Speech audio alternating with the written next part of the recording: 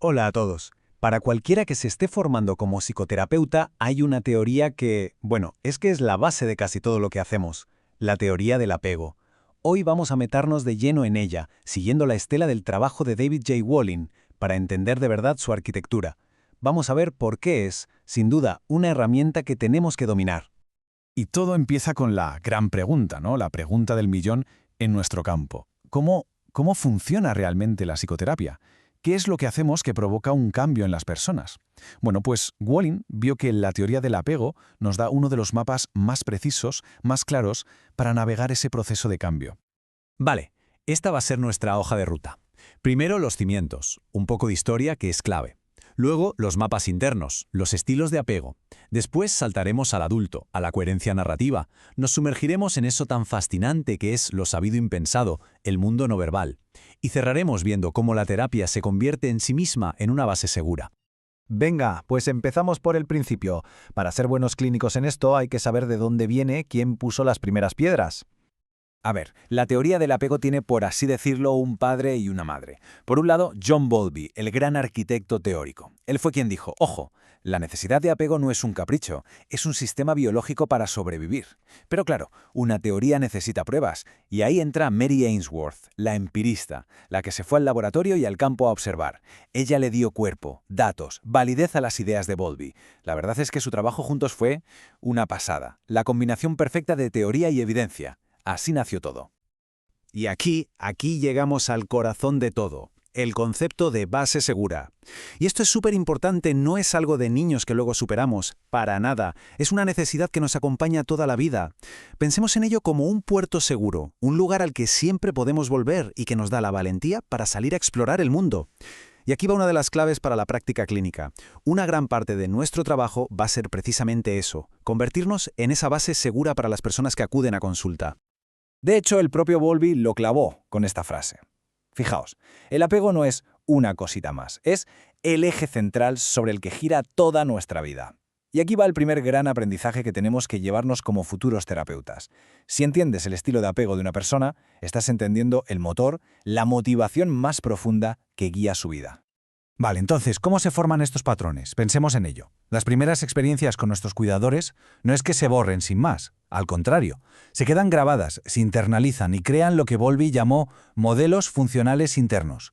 Son, literalmente, mapas mentales, mapas que nos guían, a menudo sin que nos demos cuenta, en cómo nos relacionamos con los demás. Y ojo, con nosotros mismos. Y de esos mapas, pues surgen estos 4 patrones principales. El seguro, que nace de un cuidado predecible, y luego los inseguros, que es importantísimo entenderlos no como fallos, sino como adaptaciones súper inteligentes a entornos complicados. El evasivo, por ejemplo, aprende que para que no lo rechacen, lo mejor es no pedir, no molestar. El preocupado, en cambio, aprende justo lo contrario. Para que le hagan caso, tiene que gritar muy fuerte. Y luego está el desorganizado, que surge cuando la figura que te tiene que dar seguridad es también la que te da miedo. Es una paradoja. Esta tabla es un mapa diagnóstico fundamental. Muy bien, pero claro, esto es en niños. ¿Y en los adultos que vemos en terapia cómo se manifiesta todo esto? Pues aquí el foco cambia. Pasamos de observar la conducta a escuchar la historia que nos cuenta. Y aquí, atención, porque este es uno de los aprendizajes más potentes para cualquier terapeuta. La entrevista de apego adulto nos enseñó algo revolucionario. Lo que predice el estado de apego de un adulto no es lo que le pasó, si tuvo una infancia fácil o difícil, no, es cómo lo cuenta. La clave es la coherencia de la narrativa. Esa persona puede reflexionar sobre su pasado de forma integrada, con sentido. Ahí, justo ahí, está la clave de todo. Mary Main usó las máximas del filósofo Paul Grice para analizar esto, y es fascinante. Cuando un paciente te dice «mi madre era maravillosa», pero luego solo te da ejemplos de negligencia, está violando la máxima de calidad.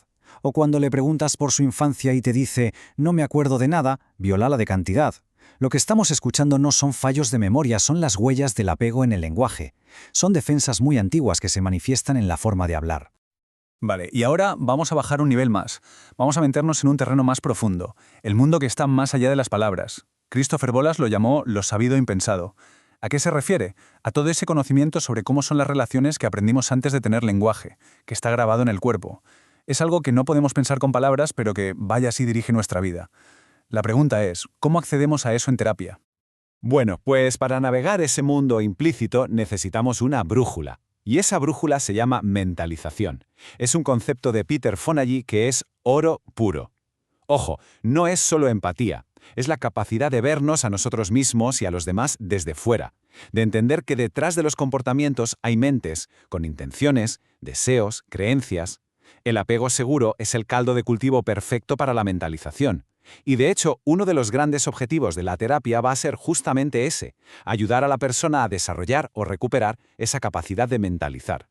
¿Y cómo se comunica eso sabido e impensado? Muy a menudo a través de la identificación proyectiva. Y esto es crucial, no es solo una defensa, es una forma de comunicación. En esencia, el paciente nos hace sentir algo que él o ella no puede nombrar, por ejemplo, un desamparo atroz.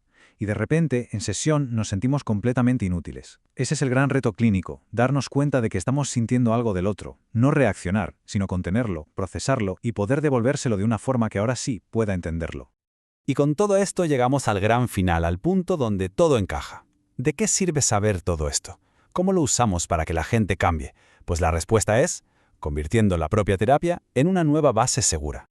Esto supone un cambio de paradigma total. Pasamos de la idea clásica del terapeuta como una pantalla en blanco, una psicología unipersonal, a una psicología bipersonal. ¿Qué significa esto?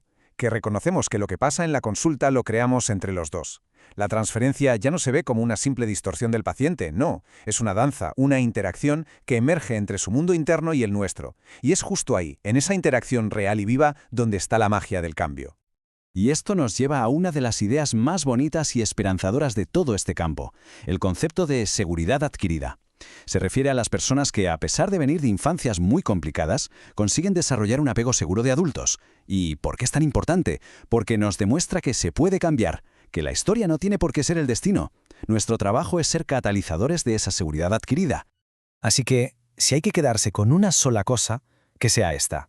La herramienta más potente que tenemos en la consulta no es una técnica, somos nosotros mismos, nuestra propia capacidad para mentalizar.